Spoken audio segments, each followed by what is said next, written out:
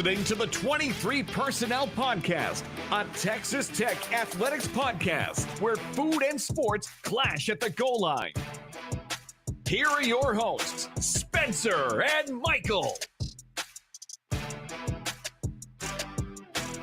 All right, what is up, everybody? Welcome back to another episode of the 23 Personnel Podcast. I am your host, Spencer, joined by Michael. Michael, what's up, man? It's good to be back.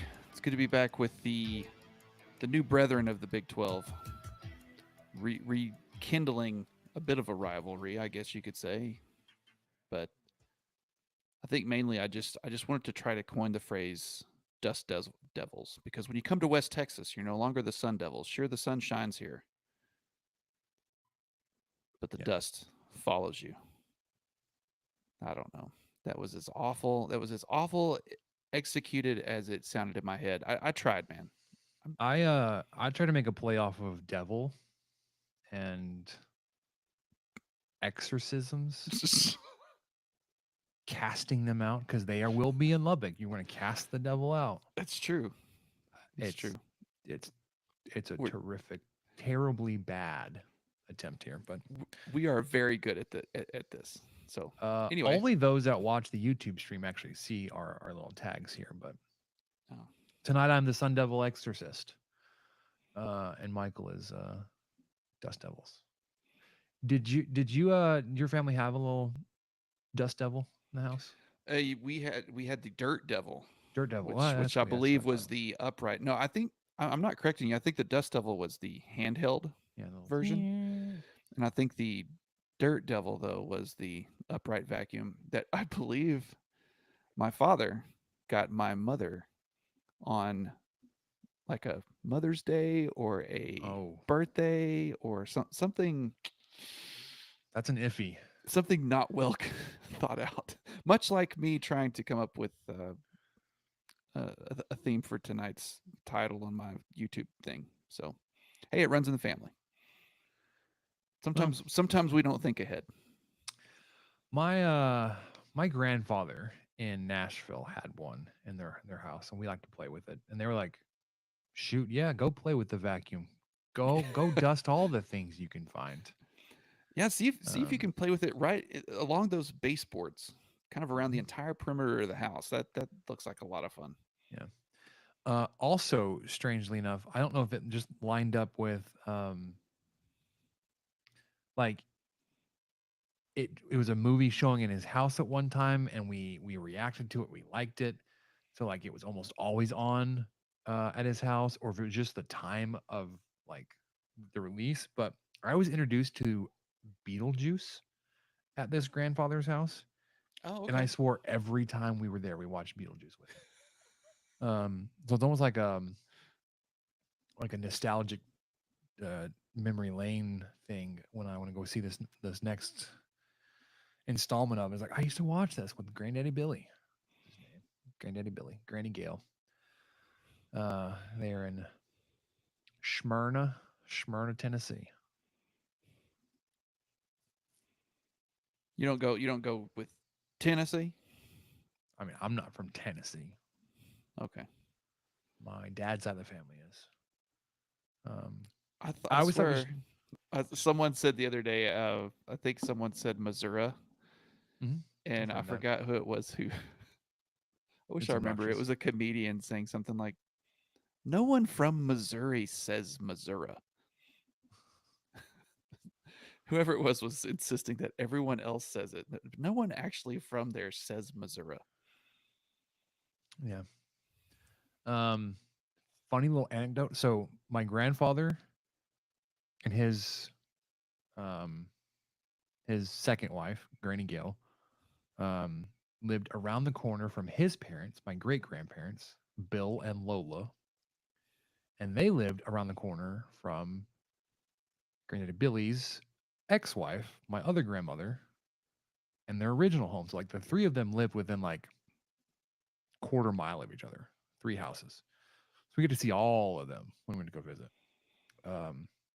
Granny Dot was my paternal blood grandmother and Granddaddy Billy. and they divorced, and he got remarried to Granny Gail. I don't want to get into family drama any more than I already You're have. taking us there. Nope. Let's get back to the Devils. Well, it's kind of getting there, but no, it's fine. We're going to talk football tonight. We're going to talk sports, Texas Tech athletics, not Rogers family drama in Smyrna, Tennessee. One more thing. So my dad was one of 3 brothers. The third brother, Wayne, also lived in that neighborhood. They were very close. Nucleus of a family. My dad moved to Austin a long time ago. Okay. What are we doing? I don't know. What are we doing? I mean, just in case y'all want to know family history. Okay. That's good. My brother was born in Austin. Not a Longhorn fan. Texas Tech football defeated North Texas Mean Green this weekend, 66-21. Michael, I was fairly complimentary LI of the performance, and I still stand by it. It was good. Had the rose-colored glasses on at the moment. I've rewatched it and I've listened to some comments. I was like, yeah, I could see like it wasn't all like 100. Sure. And like it's not like I now feel you're going to go 11-1, which we'll get into. But do you want to do football before we get to the football? You want to talk about a little Red Raider soccer? That's a good idea because I think we accidentally skipped that last week. So Texas Tech soccer started conference play this week, last Thursday, the 12th at TCU, and I got to catch a good amount of this game, and it was intense. Now it ended in a draw. It was 0-0. I'm still learning the lingo. So it was a tie, but that was one of the most intense ties I've ever seen in my life. I think there were at least 14 or 15 fouls called, at least 9 on our Red Raiders. There were bodies flying all over the place, and it was great. It was super competitive, super fun to watch, and I was exhausted after watching it. So the Lady Raiders, sorry, bad habit. The Red Raiders enter conference play 0-1, and then they will take on Utah this Thursday here in Lubbock at the John Walker Soccer Complex at 7 p.m. And then Sunday, they will travel to Oklahoma State and play the Cowboys. I'm assuming they're the Cowboys, right? I would assume Cowgirls. It's not right to assume. It's true. Anyway, they will play Oklahoma State 1 p.m. Sunday afternoon. And then I know they have another game Thursday, but I already forgot who that was. So 2 Big 12 games will take place before we reconvene next Tuesday. Be sure to catch the Red Raiders when you can. The listings are not always on the soccer schedule as far as TV is concerned, but it's almost always on ESPN Plus, especially now that Big 12 play has started. Non-conference play was kind of all over the place, but Big 12 play is pretty much ESPN Plus. I'm so sorry. Yeah, go ahead. They are the Oklahoma State Cowgirls. Oh, man. See, if you'd been listening to Seeing Scarlet, they would have said it correctly. So always listen to Seeing Scarlet. Follow them on Twitter. Shelby and Sibby will get you prepped for the game. They'll have a much more detailed review. And I think they went into great detail about this TCU game because that was a lot of fun to watch. Except for when, people were kind of getting hurt and stuff here and there. But it's sure. Everyone's okay as far as I know. Yeah, the Cowgirls are 8-0-1 on the season. Also have a tie in there, a draw. All right. Let's start with the wrap up of the North Texas game and then get to the preview for Arizona State. That's what's on the docket for football this evening, this day. You win 66-21. We got the updated injury report when we saw that Cameron Valdez was going to be out. Now it's been confirmed he will be out the rest of the year. It's unfortunate. Hate that for him. Means we're going to see a lot more of Dickey and potentially even Jacoby Williams. I don't think you would dip into need a fourth runner, but what do I know? And then questionable, added to the questionable list would be quarterback Cameron Brown. Hope your heart didn't skip a beat there. Cameron Brown with a knee, and Jordan Brown, wide receiver, with a shoulder. A few guys taken off of the questionable list. But, I mean, Baskerville, Lux were on that questionable list from last week and still played against North Texas, seemed to do well. Porsche was questionable, said he felt, or sorry, McGuire said Porsche felt as best as he had since the injury had happened on Saturday. So things were trending in the right direction. Hopeful to be back for this upcoming matchup. Dyson could be back soonish, but the big additions to the list would be Cameron Valdez, your second string running back, out for the season, and then Cameron Brown and Jordan Brown are questionable. Looking ahead, schedule-wise, you are in the 6-day window, as is basically everybody else in the Big 12. The Week 5 Big 12 schedule is going to be determined Sunday, I guess. We'll find out after this weekend's game when your last home game in this little 3-game stretch will be played. Let's get to the post-game comments from McGuire, Michael. Just a quick blaze through this the other day. McGuire pointed out that they were able to get in a lot of younger players. That's something that you would have expected in week 1, but called out specifically Will Hammond, Holton Hendricks, and Jacob Ponton. All were able to play the entire fourth quarter. Hammond, at the very end, he was very high on Hammond's play. And I think we were too on Saturday. Interesting that he has overtaken Jake Strong in the pecking order, the depth chart there. And I would assume that if Cameron Brown is limited, you would see Hammond kind of step up into that role. McGuire was asked about the fourth down approach coming into the game, and he said that they had refined it a little bit, but ultimately didn't even have to touch it with the way the game unfolded. So he said we didn't have to show our hand anything there, so they get to hold that out for Arizona State or beyond. Already mentioned the one time they went for it was the one we discussed in the instant reaction, which made perfect sense, and they scored a touchdown on it with that really cool play that I couldn't quite articulate.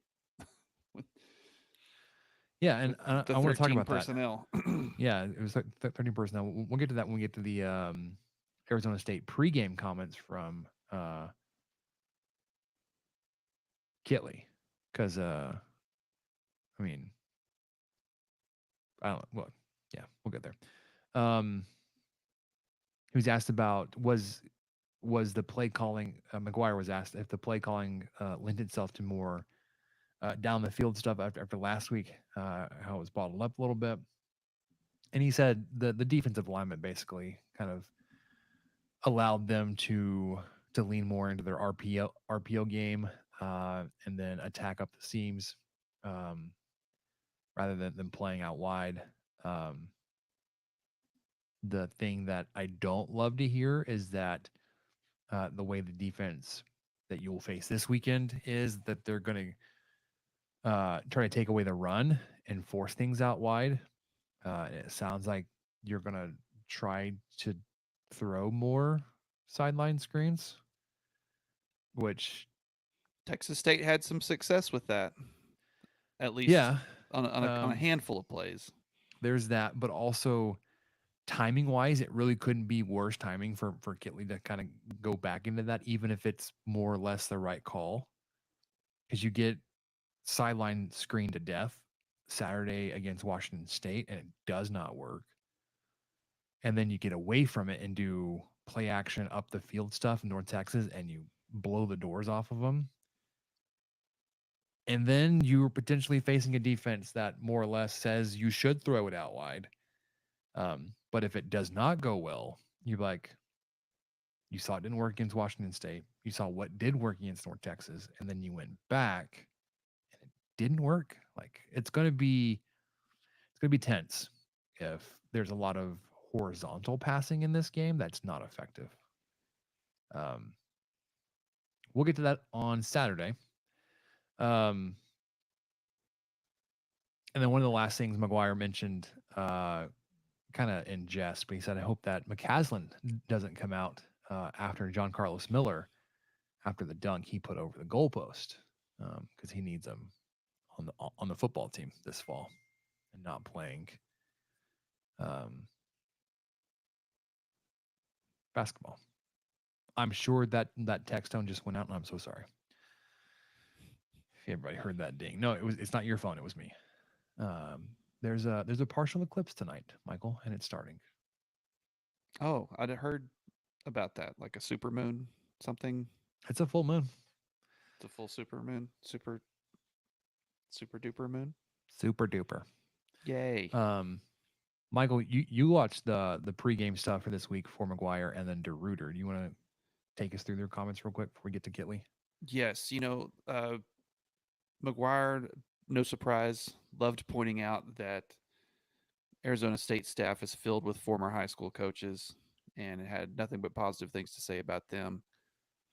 I believe they have one of their own as a head coach. I remember looking into this when we did the Arizona State preview over the summer, and I should have revisited that. That's on me.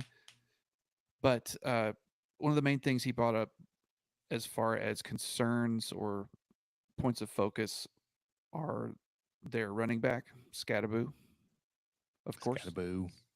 And Leavitt, quarterback. Those are their 1 and 2 rushers in yards and attempts. And Leavitt had some crucial runs at Texas State. He's mobile enough to kind of make you think a little bit of John Mateer earlier this season. And McGuire was directly asked that, who does Leavitt remind you of as far as his mobility and his ability to extend plays? And that's exactly who he thought of. Maybe it's recency bias, but don't like that. No, you don't. And it's not fun to hear this guy compared to the quarterback who put up almost 200 yards on you just with his feet 2 weeks prior. Another thing that he mentioned, and kind of goes back to what you were saying, he mentioned how crucial it was for Morton to have success this past week. How crucial it was to get the play action going, mm-hmm. and to get that set up, and for that to be a big part of their offense. So, with him mentioning that, I'm hopeful that it's not going to be completely abandoned after a couple of bad drives, or they're really taking away, they're just dropping 8 every play or doing something like they did with Washington State. That they're just not going to have that option with Taj Brooks back there. I think Washington State knew that, and they could truly sell out. But excuse me. But I'm hopeful that that's not the case.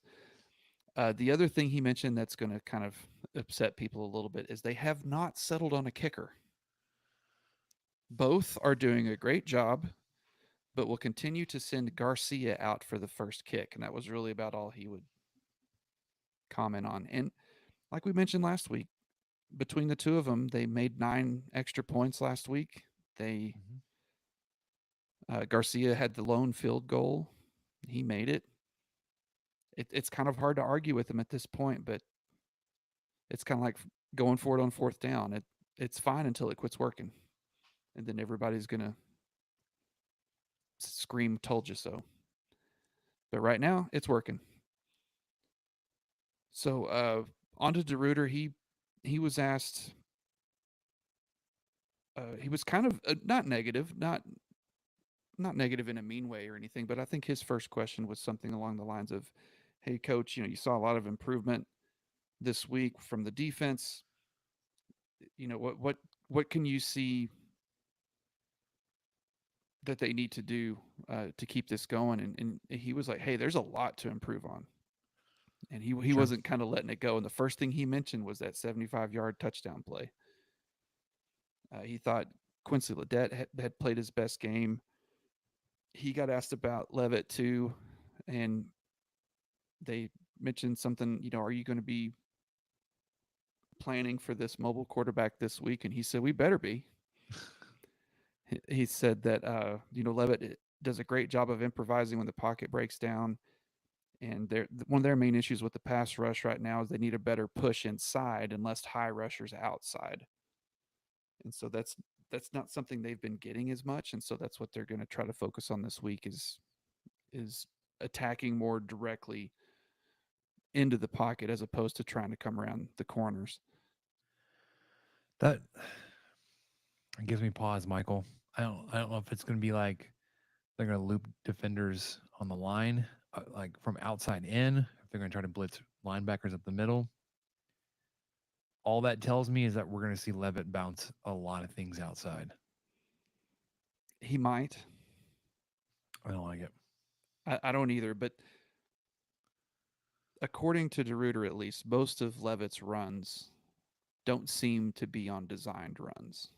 But that doesn't give me any confidence either, because those weren't designed runs in Pullman either.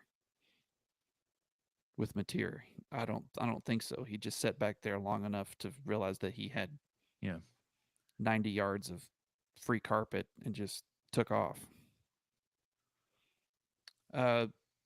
Something that they like to do, just to kind of, as far as personnel, he got asked about why he keeps some guys in and some guys out, or kind of what he switches up versus what he's seeing. And he said that some of the things he likes to do just personnel wise, and his preference is to try to keep AJ McCarty and Brennan Jordan on the field at the same time. So the more often he's able to do that, the more he will. They mentioned the pass defense improvement, and DeRuyter's first thing, quote, "Couldn't get much worse, right?" So he went on to say that he wasn't chippy. I don't want to give the impression that he was chippy or anything. He was just, I don't know, just kind of in a good mood or something, but not dodging anything either. He said the execution hasn't been perfect, but they're playing much better with their eyes. They're using their eyes much better and communicating and going back to the things they learned in training camp. And he feels that they've really improved when they drop into man and are able to keep bodies on the receivers and really contest those passes. So that's something that he's been happy to see progress in the last couple of weeks. And then as far as Scatterbo, the offense goes through him like Taj in a lot of ways. And that was pretty much a direct quote from DeRuyter. So that's what we're seeing too, looking at some highlights and some replays. And I watched a lot of the Texas State game last Thursday, and it's either he's getting handed the ball or they're throwing it to him. He's extremely involved with this offense. Mm-hmm. And I don't think Brooks gets as many passes his way as Scatterbo does, but yes, I do think how well this day goes for either team is probably going to depend quite a bit on how well these two running backs play. Yeah. Yeah. It's going to be interesting to see. Kitley started with basically sharing some grades from internal grades for some of the players. And Morton graded out above 90% again. This was 92 this time. He said of his 4 incompletions, 2 of them were a good decision to throw them away. So really only 2 incompletions that were either a drop or it was not a good throw. Yeah, I think at least one of those could have been a catch. Actually, I think both of them were Maybe drops so. by Douglas. But either way, he did say that Morton has a tendency to roll out and bail on clean-ish pockets and like to roll it to his right. So he's working on some of that. Then was talking about how the offensive line graded out. It said Sharon Wilson had his best game. Carter graded out really well. And he mentioned the Ty Buchanan stuff, that photo that I don't want to talk about it, but just talking about how intense he is, and just how hard he's playing. He was asked about some of the running schemes. He said that no, he was asked about inside zone and counter, basically sort of like confirmed like that's going to be what they hang their hat on, running game wise, because it fits with what Brooks is good at. But did say like we've done some outside zone stuff and it works okay. But they're going to lean on inside zone and counter. He was talking specifically about North Texas, but he said getting Brooks going early. We saw them run the ball.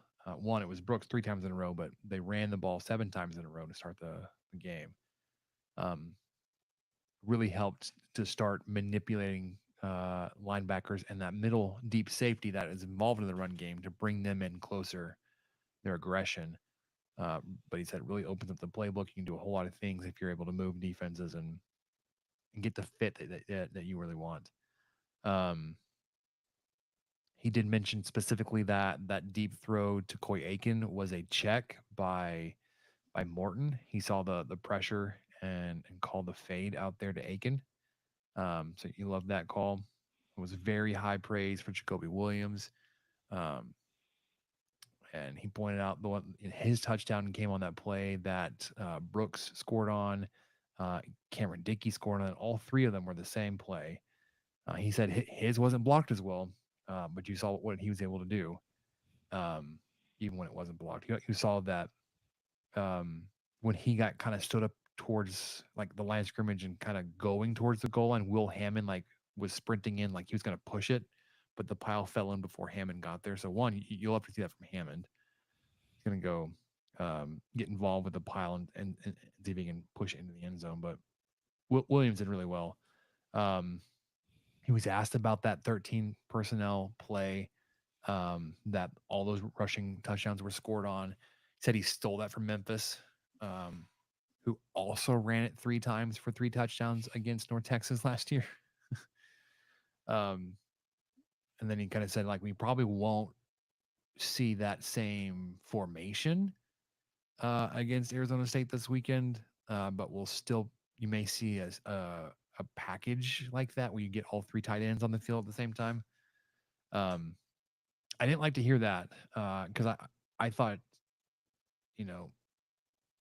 the way that you were able to move guys, one had a lot more to do than what they gave you on the defensive front. Like you were just locking guys up and taking care of business. I mean, on a 20-yard run for Taj Brooks, basically untouched. He took his mouthpiece out 5 yards out of the end zone. Like it was an easy run for him. So as excited as I got about that, like Michael, I texted you a video of it. I put it in the DMs that we have with the Gaucho. It's like inject more of this in my veins. Mm-hmm. And then to hear Kitley say we're not going to see that again, I was like, really? Like it could be successful against other teams besides North Texas.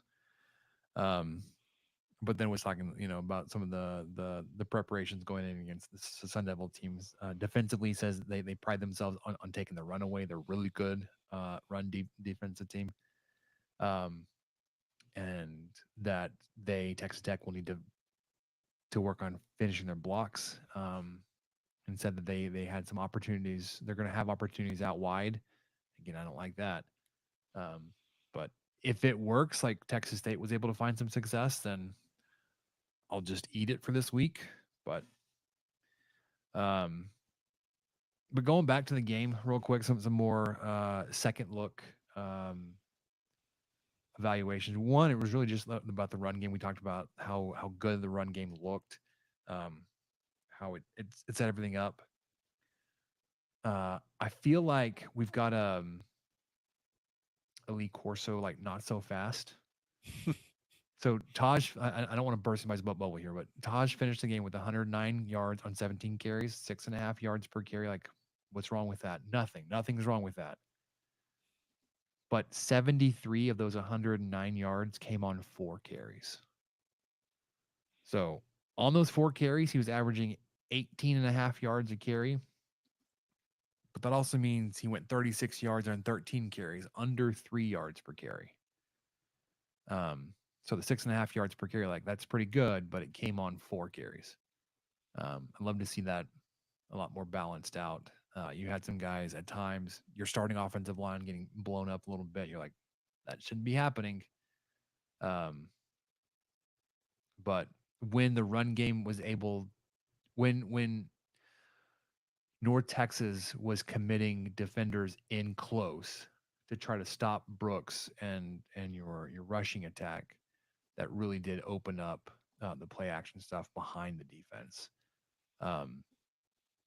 One thing you like to hear is, as aggressive and as much as Arizona State wants to take the run away, and as good as Taj Brooks is at making his own yards, I think that could spell for some success vertically down the field through the air. Like, yeah, you want to try to take Brooks away? Okay, do it. Commit 6 guys, 7 guys to do it, and see if our skill positions outside of Brooks can beat you.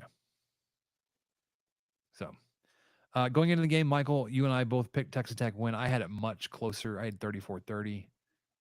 Texas Tech winning. You had 41-35. We were both wrong there. Yeah, a little bit underestimated on our part. Yeah, glad to be wrong there.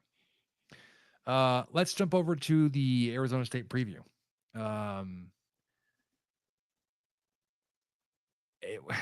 This is a lot closer game than I probably would have thought coming into the season.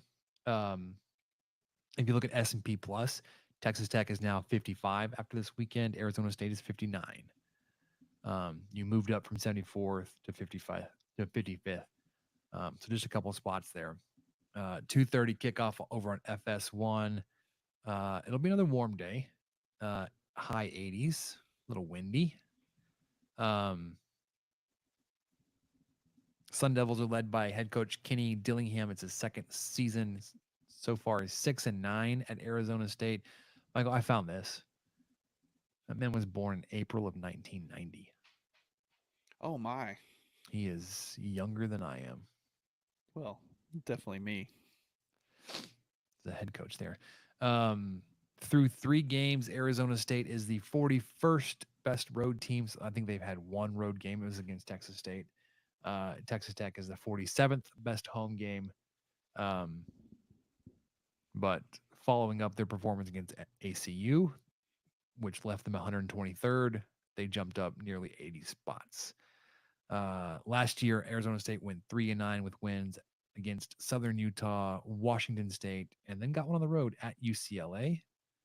But so far this season have taken care of Wyoming 48-7, Mississippi State 30-23, and then Texas State this past Thursday 31-28.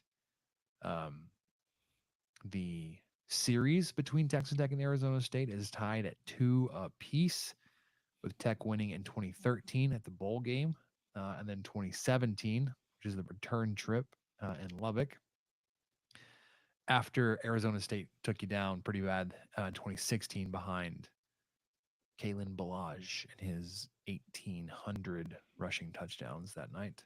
Ouch. And the one previous matchup before my time was in 1999. Updates on the penalties, Michael. Texas Tech is 128th in the country. We slid. We improved on, so much better. but moved down. So did everyone else, I guess. We had 29 penalties on the year for 213 yards. You went from 126 to 128th in the country. Arizona State, unfortunately, is 30th with just 13 penalties for 115 yards. They are 6 of 9 on field goals so far on this season. Did not attempt a field goal this past week against Texas State. So they are 6 of 9 in just the first 2 weeks. Yeah, I dug into that a little bit more. Their main kicker is 6 for 8 on those, and one of his misses was 50 plus yards, and another one was kind of in the 30-yard range. And then I think they had one other guy come in and just kick one, but he missed it too. So I at first I thought, oh, this is something to look at, but yeah, I don't know. I think Tech's, knock on wood, perfect for the season. That's probably kind of uncommon. You said it. I said knock on wood. What more do you want? Yeah. Well, we're good to go. Offensively, you've already kind of mentioned it. They are led by quarterback Sam Levitt and running back Cam Skattebo. In terms of S&P Plus, they are the 59th best offense going up against the number 85 defense. Levitt is a 6'2", 200-pound redshirt freshman quarterback, completing 60% of his passes for 573 yards, 3 touchdowns, and an interception. Running, though, 30 rushes, 206 yards, 5.2 yards per carry, 3 touchdowns. Michael, you mentioned he's the number 2 rusher on the team behind one Cam Skattebo. 5'11", 215 senior, 68 carries, 381 yards, 5.5 yards per carry, and 3 touchdowns. Michael, you found this. He had himself quite the game against Mississippi State. 33 carries for 262 yards, 8 yards per carry. Yeah. No touchdowns somehow. Somehow never found the end zone. But if you want to pull that little nugget out, of his 380 yards, 260 came in one game. So he went 120 yards over 2 games, including Wyoming, where they blew him out, and Texas State. I just completely blanked on who they just played. Their second string running back, DeCarlos Brooks, 5'11", 210 senior. Very similar in stature to Skattebo. 14 carries on the season, just 14 carries, 72 yards, just north of 5 yards per pop, and a touchdown. Through the air, they're going to be looking for wide receiver Jordan Tyson, tight end Shimon Mateer, or running back Cam Skattebo. Jordan Tyson, leading receiver, 12 catches, 176 yards, nearly 15 yards per catch, 1 touchdown with a long of 52. Their tight end, 6'4", 255 junior, 8 catches for 90 yards, just over 11 yards per catch. And Skattebo, 7 catches, 73 yards. Couple of Tech/Lubbock connections. Obviously, we talk about Jalen Conyers transfer in from Arizona State, but they have an offensive line. Cade Briggs, who y'all should remember, he was just here last year, transferred from New Mexico to Texas Tech, and then now back out into the desert proper at Arizona State. Nope, sorry. He wasn't here last year. He was here in 2022. Yeah, this is his second year at Arizona State. Should be his final year, I believe. Who even knows? It's hard to tell. Who's to say? Track and eligibility this I think we're through the last of the super seniors, or like this is the last group of them. But I couldn't tell you, man. I think so too. I'm not going to believe it's over until Alan Bowman is no longer playing football. Since you brought him up, what's your take on I mean, you would hate for this to catch on, but the moniker Alan Bowman. Oof. It's a bit on the nose. I know where it's coming from. Kind of sucks. He's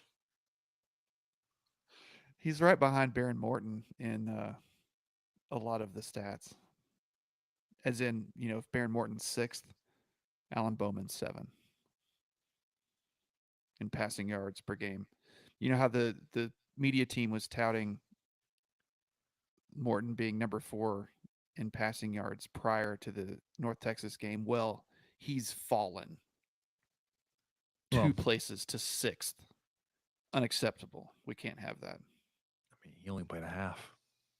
Well, how much did that get back game, out there, drink some Gatorade, and keep going? What's the problem? How much that last game did Bowman play? If you look at the preseason projections, Michael, Bowman was picked 9th. Morton was picked 14th. Ooh, just there was some disrespect there. All right. Yes, there is. What about Frawley Gordon, running back there for Oklahoma State? I mean, he's gone on this stretch where he's barely moving the ball. Anyways, offensively for Arizona State as a unit, moving the ball 191 yards per game through the air at 8 yards per attempt, 230 yards per game on the ground at 4.5 yards per carry, picking up 43.5% of their third downs and 83% of their fourth downs, scoring 36.3 points per game. Texas Tech is allowing teams to throw 280 yards through the air at 8.5 yards per attempt. That number is inflated by Abilene Christian. Thank you very much, Maverick MacGyver. Giving up 182 yards on the ground at 4.7 yards per carry. Don't love that matchup. Nope. Texas Tech giving up 42% on third downs, 63% on fourth downs, also giving up 36.3 points per game. When Texas Tech has the ball, they will be going up against the number 56 S&P Plus defense. Texas Tech offense is 33rd. They are led by defensive coordinator Brian Ward, who, interestingly enough, Michael, you found this, didn't transfer, but he's moved over from Washington State, is a native to the area, but coming home, they are a disruptive bunch. 18 tackles for loss through 3 games, 8 sacks, 3 interceptions, 10 pass breakups, and 12 quarterback hurries. I wonder how many of those came against Mississippi State, Michael. It seems like a lot. I think quite a few. I mean, I don't want to discredit that because, I mean, they still did it. Texas Tech hasn't, but led on defense by defensive back Miles Ghost, fantastic nickname, Rouser, 6'1", 185 junior. He's got 28 tackles, 10 solo. Other guys to be looking out for: linebacker Keyshawn Elliott, big dude, 6'2", 230 with 24 tackles. Defensive back Shamari Simmons, got 17 tackles. And defensive lineman Clayton Smith, 6'4", 210. That's your defensive end. 12 tackles, 5 solo, 3 tackles for loss, 2 sacks, 3 quarterback hurries, and a pass breakup. Yeah, he's kind of everywhere. Yeah. We are getting some projections and predictions, game predictions here in the chat. We'll get to those here in just a moment. But want to let you know, we are seeing it. We do have an Arizona State pick in there, which we'll read all of them. We're not that kind of show. When Texas Tech has the ball, they are throwing 358 yards per game at 8 yards per attempt. Arizona State allowing only 205 yards in the air at 6.7 yards per attempt. Here's the big matchup, in my opinion. Texas Tech is running 180 yards per game. That number feels awfully high for Texas Tech, does it not? At least historically. Yes. It's going back probably to Cumbie when he was running it like 70% of the time, which I appreciated. Anyways, 5.6 yards per carry. I love that. However, Arizona State is allowing 65 yards per game. 65 yards per game at 2.2 yards per carry. They are going to commit some guys to stopping number 28. Texas Tech is converting 52% of third downs, 33% of fourth downs, whereas Arizona State is allowing teams to convert 34% of their third downs and 57% of their fourth downs. Texas Tech is scoring 45 points per game. Arizona State allowing 19. If you look over at the CFB graphs projection, it is close, Michael. Projected total 58 points. A margin there for Texas Tech at 1.5. This is like to this model, it is a 30-28 victory for Texas Tech. It's cutting it close. It is. If you just do the eye test at this graph and look at who has more color, positive colors in the matchups, slight favorite to Arizona State, especially on the defensive side. Texas Tech has struggled defensively this season so far, whereas, like we just said, Arizona State is doing just fine on that side of the ball. Seeing Scarlet. Anyone else have Kalen Ballage flashbacks? Yeah, I can't not think about 8 rushing touchdowns on the same play. I tried to coin the phrase "getting Ballaged," but I don't think we've had 8 touchdowns scored on us since. Yeah, we probably have. Not by the same guy. No, not by the same guy. Or the same game. Anyways. I'm not sure. All right. Prediction time, Michael. The line has moved ever so slightly in Arizona State's favor. Opened at Texas Tech 3.5. It is 3 as of putting this together. Over under of 58.5.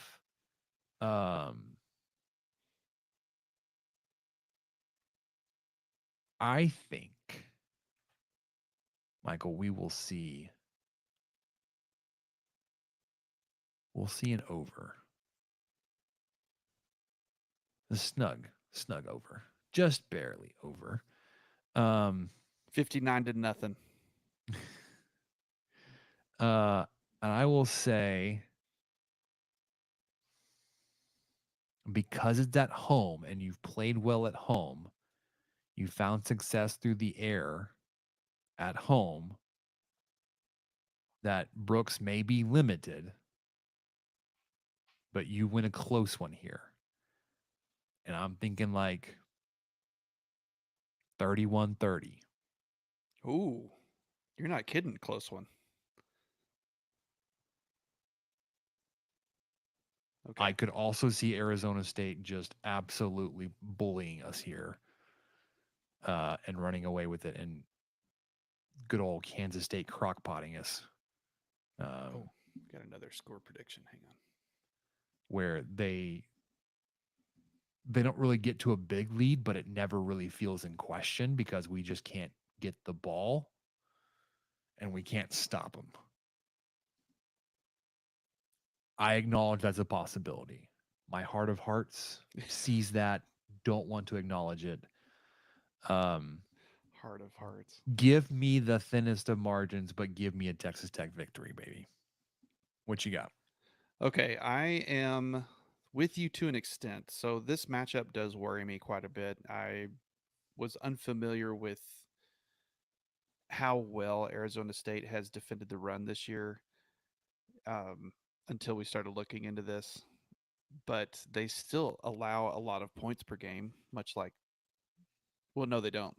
Their offense scores the same exact amount of points per game as Texas Tech allows. That worries me.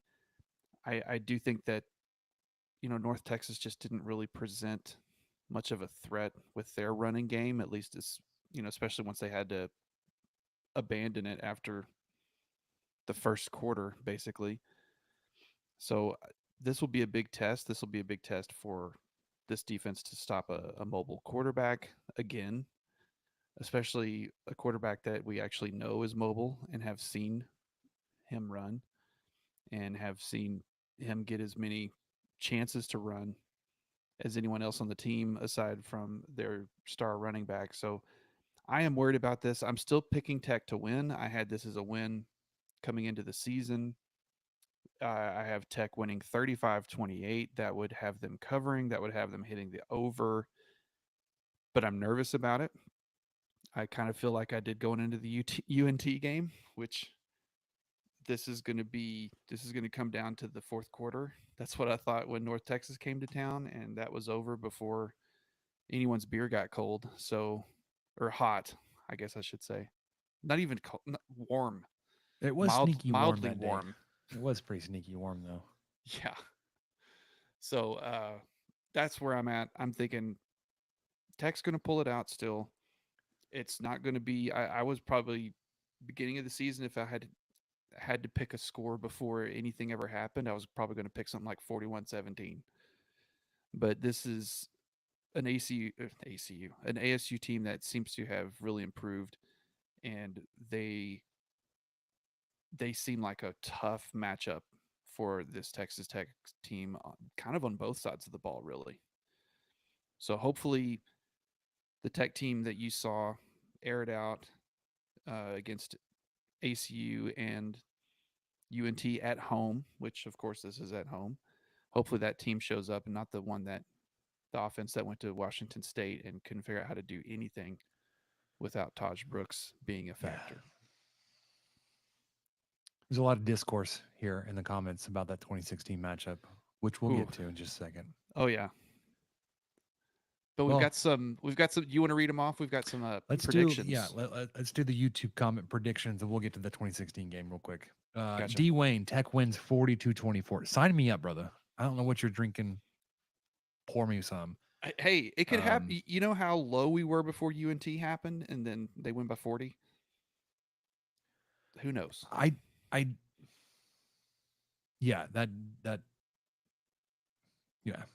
did happen. Michael. It did happen. I'm not saying that like UNT did that to you. We was there. We saw it. It's one of those things where it's like we've seen every possible. No, I don't want to say that. We've seen so many variations to this team already through 3 games. Yes. We have no idea who we are or what we're going to get week to week. And that scares me. Mm-hmm. Because week 1 should have been a whole lot more like week 3 than it was.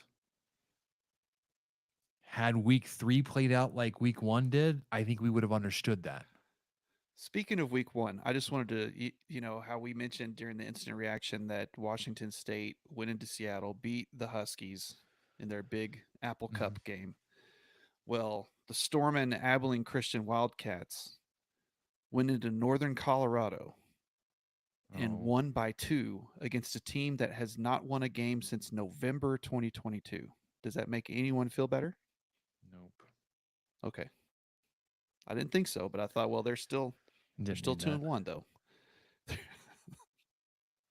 So yeah, they narrowly escaped a team that hasn't won a football game in almost 2 years.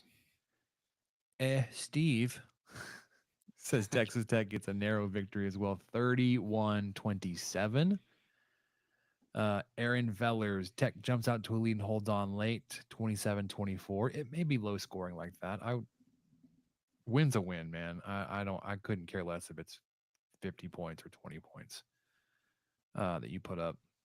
Ryan Bradley, Texas Tech 37, Arizona State 31. And at least the one that is being vocal here, we have one Arizona State fan in the chat. Kelly Parks picking the Sun Devils 31 over Texas Tech 26. Well, I don't know if, let's not say Kelly's a Sun Devils fan per se. He said my squad. Oh, really? Oh, I mean, I missed that part. In reference to the 2016 game, which let's just go into. Oh yeah, there's a lot of 2016 talk in the chat. Yeah. He said, I went to that game, loved it. Arizona State, my squad, but Texas Tech is in my top 3 all time. Tech traveled well, and the tortillas were flying all game. Nice. Thanks for tuning in, Kelly, by the way. Yeah, just to give everybody a brief reminder of that game. Arizona State wins this game 68-55. That was the year where we said, imagine scoring over 50 points and losing. And I think we said that 5 times. How many times? Yeah, I'm gonna say how many times did we score 50 points and lose? Pretty sure it was 5. Like this is legitimately like a basketball score, like a Chris Beard, Grant McCasland style game. Mark Adams, I forgot him too. Patrick Mahomes, 38 of 53 for 540 yards. Apparently, that's still a record for Arizona State. 10.2 yards per attempt, 5 touchdowns and 2 interceptions. Looking at the rushing numbers, Michael, I was like, I remember like, oh man, we didn't have any running backs. Justin Stockton, 7 carries, 20 yards. DeMarcus Felton, 1 carry, 5 yards. Quentin White Jr., 2 carries, 4 yards. Patrick Mahomes, your leading rusher on the team, 11 carries, 44 yards. Hey, how fast is Patrick Mahomes? As fast as he needs to be, baby. Damn right. You put up 22, you ran the ball 22 times. Yeah. In a game where you had the, well, let me see. It was 34-27 at the half. No, 34-37, which is just ridiculous. You ran the ball 22 times that night for 72 total yards. On the flip side, Manny Wilkins for the Sun Devils, 28 of 37 for 350 passing yards, 9.5 yards per attempt, 2 touchdowns, no interceptions. Rushing, Michael, 53 carries, 301 yards, 5.7 yards per carry, 7 rushing touchdowns. They all came from the same guy. Same play too, right? Most of them. I believe of the ones on the goal line, because there was one that was a 75-yarder. So let's say 6 of them were at the goal line. Of those 6, 5 went to the right. And it was just like, it was disgusting. We just knew it was coming every time. It was like, hey guys, heads up. He's going to run it to the right. Oh, look, touchdown. He ran it to the right. You just got barraged. And then just to mess with us, we found like, you know what? Screw it. We're going to overload the right. They run counter to the left. Yeah. And just as easily scores like, fantastic. I love that for us. Balaj also scored a receiving touchdown. He had 2 catches for 48 yards and another touchdown. So 8 touchdowns on the night for Balaj, 7 on the ground, 1 through the air. N'Keal Harry had a touchdown through the air, and that was it. That's all she wrote. 68-55.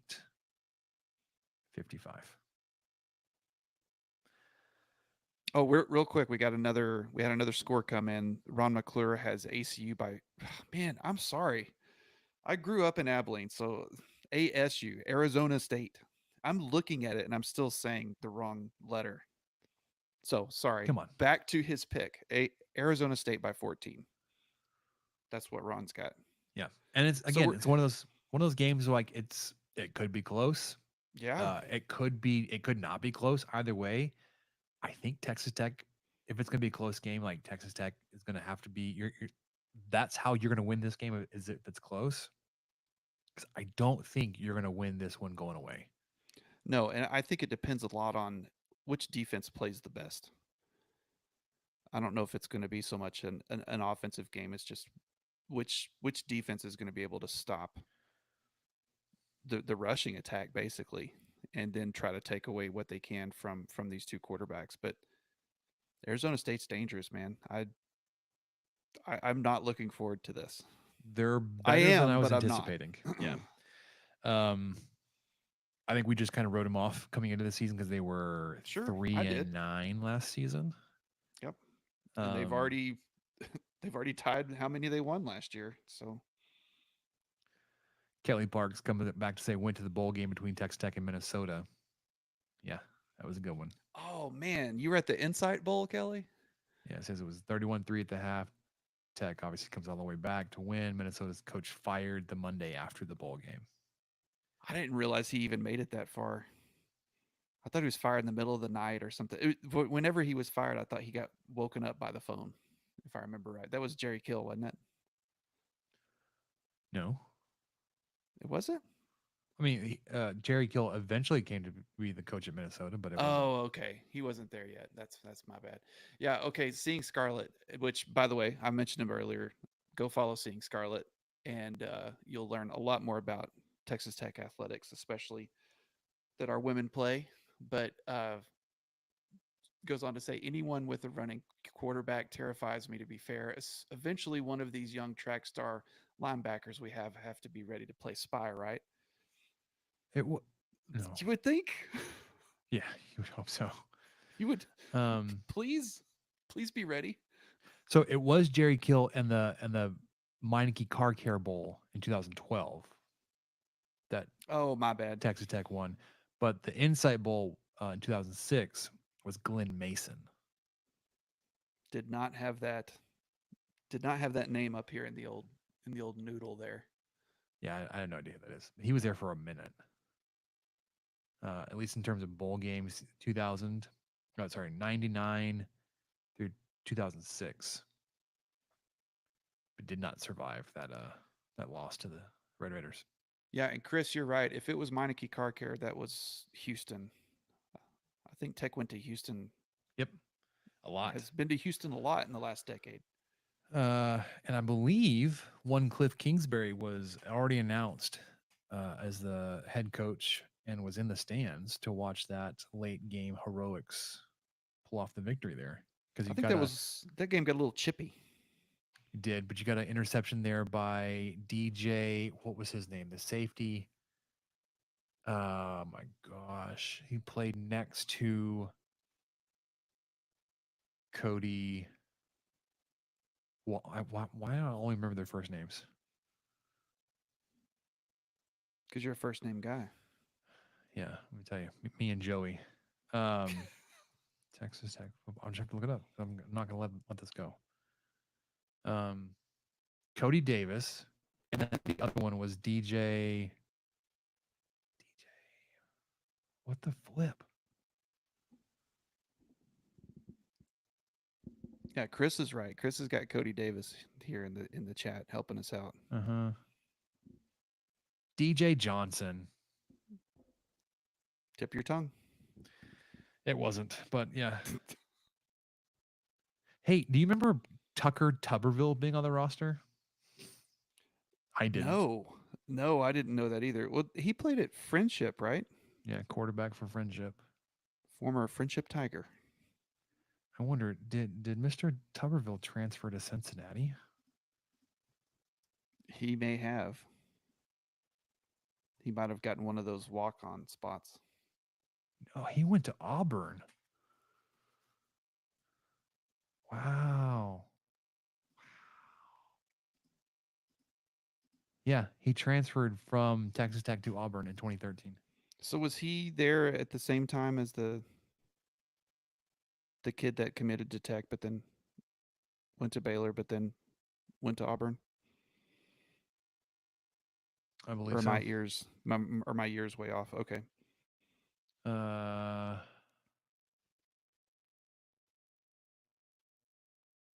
Gosh, what year was that? What was his name? Truck Boy. That's all I remember him. It's not even my nickname for him. Jarrett Stidham. Jarrett Stidham. See, I'm useful sometimes. Would have been like, if it wasn't Micah Hudson, Jarrett Stidham would have been our first 5-star. He's committed for so freaking long and flipped Baylor. Screw you. Silverado's a decent truck. And back then when you couldn't do anything. 2018, 2017, before Auburn. Wow, I didn't know that he went to McLennan Community College there in Waco. So he played 2015 at Baylor. Who are we Student. talking about now? This is still Stidham? Jarrett Stidham. Okay. So he played at Baylor in 2015. The fall of 2016 was at McLennan Community College, was the #1 JUCO prospect. And then 17 and 18 played out at Auburn. So no, there was no overlap. Yeah, it's a shame. All right, anyways. You want to roll through the Big 12 matchups this week? Let's whip around the Big 12. They're all on Saturday this week. So there no stretching it out Thursday, Friday, Sunday, Monday, whatever. It's all Saturday. 11 to 1 basically. You do have two teams off, UCF and Arizona, but starting off Monday. Golly, Man, you just went through how it's on Saturday. I know. Kicking us off Saturday morning, 11 a.m. Kansas at West Virginia. West Virginia, a nearly field goal favorite at home. ESPN2. Houston up in Cincinnati. 3.5-point favorites are the Bearcats, 11 a.m. FS1. Then we get a handful of afternoon kicks. Arkansas State at a 3-touchdown favorite, Iowa State, 1 p.m. ESPN Plus. Utah, 1.5-point favorites on the road in Stillwater, 3 p.m. on Fox. Chris said he's really looking forward to that one, and I'm with you. That's a good-looking game. I kind of wish it wasn't at 3. Yeah, same. Kelly Park says Utah is going down. I would like to see it, but that also means I have to root for Oklahoma State, and I can't do that. But I also can't root for Utah. So if they could just, the stadium get swallowed up, nobody dies, but the game is just canceled. That'd be nice. 3 p.m. on Fox. TCU 3-point favorite across the Metroplex at Dallas. At SMU. The Dallas Mustangs. 4 p.m. on the CW. When I saw that, Michael, I laughed. I chuckled out loud. There's a legitimate LOL. The CW. What a joke. Hey, it's over the air. I mean, that's big time. I can get that on my antenna. Whoopee. Getting into the evening games, Baylor at Colorado. Colorado's a slim 1.5 favorite. 7 p.m. on Big Fox. Kansas State, 6-point favorites in the mountains at BYU. 9:30 kick. Kansas State fans, buckle up because that 9:30 kick will whip your tails. It will. Your cougar tails. I mean, enjoy the cougar tail, enjoy the ice cream, but that final gun going off at 1:00 is going to mess with you on Sunday. ESPN, you can catch that game. Like I said, UCF and Arizona are off this week. Any games you want to catch? I mean, actually, that one until I fall asleep. I love Big 12 After Dark. I didn't know how much I was going to like that until I started seeing it every single week, that there's some Big 12 team playing at 9:30, thanks to the Four Corner schools and BYU. So I've really enjoyed that. It's been nice to cap off the day, because Pac-12 After Dark was never that interesting to me because they weren't teams that I was following or that Tech was going to play. But yeah, this is great. So definitely interested in that one. Baylor at Colorado, I would be interested in. And as a lot of the guys, and you pointed out, Utah at Oklahoma State, I might have the dual screens going for that one if I can figure out how to do it. Kansas at West Virginia may be the one game outside of our window that I'm looking at. Baylor at Colorado to see like dumpster fire versus dumpster fire. Kansas State BYU may not go as long because it's just the offense. Like they may keep the clock going fast enough that it may be 12:30 final game. not 12:50. Not 1:00 or later. Something sensible. And maybe maybe we need to consider how fortunate we were, Michael, that Washington State didn't air the ball out as much as they could have, and really drag that game on 2 weeks ago. That's true. It could have been longer. Could have been worse. It All was right, long enough. Let's wrap this up, Michael, with what do you learn? What did we learn? What did we learn? You ready? Yes. Let's do it. What did we learn, Palmer? I don't know, sir. I don't know either. All right. I've got one. So I'll do it between your two if you want. Or Sure. before or after. I don't care. It relates. Yeah, just go. For those of you, if you're just joining us, this is usually a part where we talk about whatever the heck we want, and 9 times out of 10, it has something to do with food. So both of mine are food. So I just wanted to give a quick shout out to the folks over at Raider Red Meats. Raider Red steak seasoning is it's really nice. It's goated. And I have been slacking on my grilling duties all summer, but fired up the grill Saturday afternoon, had some asparagus that I tossed in sesame seed oil and some seasonings. It was like a vegetable seasoning packet that we had. Threw that in there, threw that on the grill in a basket, then had 4 sirloins that I must admit, Spencer, I cooked perfectly, all 4 of them, and they were all different thicknesses. They were a perfect medium rare, but they were seasoned with Raider Red steak seasoning, and brother, it was a good meal. I was very proud of myself, very pleased. Started the week, we're still off the 66 to whatever victory, and it was a good Saturday. That Raider Red seasoning goes on every burger I make. Oh, it's good on those too. And every steak. It goes on so well. Big fan.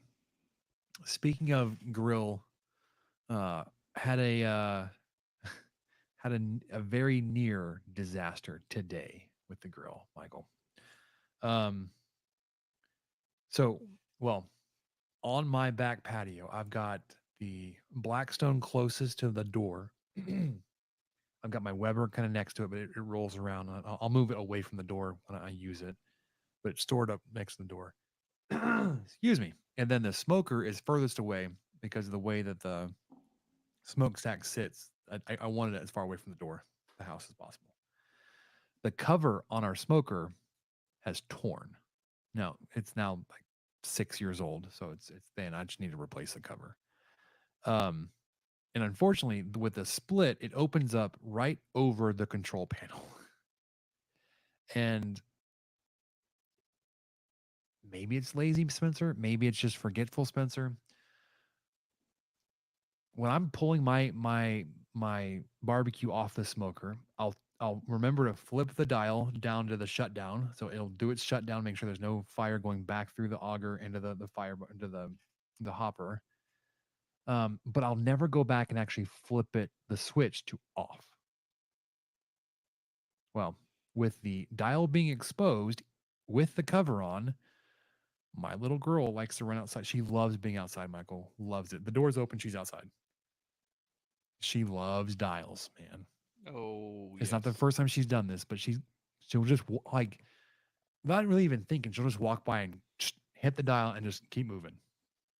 Well, when you turn the dial on this smoker, it kicks on. It starts the process of getting the firebox lit and getting everything up to temp. Today, nobody noticed that she had done it. I was inside when she had done it. We had the door open. Samantha was on one couch, I was on the other, working from home today. The littles, so Hayden and then our little girl, was running in and out all the time. And they don't do anything dangerous outside. They just go outside, run around the grass, squeal, whatever, laugh, and come back. Have a good time. They come in, nothing is said. Hayden knows that nobody is supposed to touch the grill, but he's going to be 4 this week. His birthday is Thursday. But he knows it, but doesn't say anything. Afterwards, he said he saw her turn it on. Well, with it with the cover being on, Ooh, the yeah. smokestack is covered. Yes. So sitting in the house, neighbors have their yard crew over. We close the door because it's making a lot of noise, and I just smell something burning.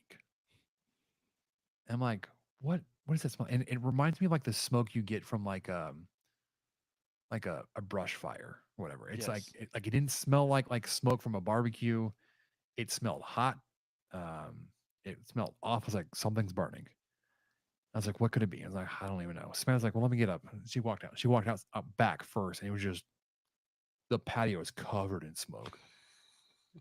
And it was just like, oh my gosh, your smoker's on. I was like, oh, Finley. So we get up, run over there, we turn it off, and I'm like trying to pull the cover off of it so the smoker can breathe. And the thing is like it's so hot, like it feels very flexible, like it was starting to melt. I was like, oh my gosh, like ripping this thing off. Because the grease catcher wasn't on there, whatever was in there was like there was some grease coming out of it. I was like, oh, it was a huge mess. Luckily, nothing happened. There's no fires, no whatever. The cover didn't melt, got it shut down, all that kind of stuff. Everything turned out fine. But like I've learned now I'll have to set reminders or just sit there and wait for it to go through its shutdown cycle, which is like a good 5 minutes, and then go flip the switch off. Ultimately, I need to replace the cover. Just need to do that. Yeah. Or just unplug the smoker. But the plug is behind the Blackstone, so it's hard to get around it. So it stays plugged in. But yeah, I almost had a fire at the house today because a 1-year-old, bless her heart, likes to turn knobs and switches. Just as a drive by past the smoker, cranked it all the way up. It was all the way up too. So it was cooking when Samantha got there. I think she said it was like, I think it read like it was north of 350. Y'all are pretty lucky, really. Yeah, with a mostly fabric cover on it, that nothing bad had happened. So, well, the other two things I learned, and this is going to sound like a complaint first, but it's not. So, we had a group of guys we went to lunch today, and we left the office 11:30ish, and we thought we'd go to Cast Iron Grill. Well, we pull up to Cast Iron Grill, thinking that hopefully we were still early enough to beat the crowd, and we were not. It was really tough to find a parking spot. We found one. We walk in, and the line is to the door just to get seated. This is 11:45, which is great. Happy for Cast Iron Grill. I know they've lamented, and rightfully so, on social media recently about the road construction on 19th Street and how it has completely blocked access to the front of their restaurant. Of course, you can work your way around, but it's just, another hoop to jump through to get over there. So glad to see that they were hopping. This is not a complaint. So we went to Triple J's, which of course is just in that neighborhood. And several weeks ago in the Gambling Gauchos Discord, which if y'all want to be a part of, it's a lot of fun. Go sign up via the Patreon link on the Gambling Gauchos Twitter bio. And I think for $5 a month, they'll let you in with a bunch of us crazy folks as we make all sorts of awful claims during game day threads that eventually get deleted, thankfully. But anyway, Triple J's. Several weeks ago, I somehow got into this salad discussion on the food channel in the Discord, and I remembered how much I enjoyed Triple J's steak tip salad. And it's like blue cheese crumbles, and it's got diced onion and some cheese, and oh, I mean, here it's crisp romaine lettuce loaded with cucumber, red onions, tomatoes, mozzarella cheese, steak tips cooked to your liking, and topped with blue cheese crumbles. That's it, man. It's the perfect lunch, and it's like $12.99 at lunch. So I got to have that today, and I am feeling really good.